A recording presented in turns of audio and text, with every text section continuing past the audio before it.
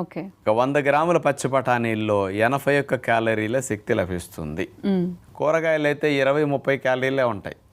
గింజలు లేని బీన్స్లో కూడా క్యాలరీస్ ఎక్కువ ఉండవు. అవును. కానీ పచ్చి బఠానీల్లో మాత్రం 81 శక్తి వస్తుంది. ఓకే. ఇందులో కార్బోహైడ్రేట్స్ తీసుకుంటే 12 గ్రామ్స్ కార్బోహైడ్రేట్స్ ఉంటాయి. ప్రోటీన్ మాంసకృతులు 7 గ్రాములు మాంసకృతులు ఉంటాయి. ఫ్యాట్ అసలు ఉండదు, 0 ఫ్యాట్ అనుకోండి.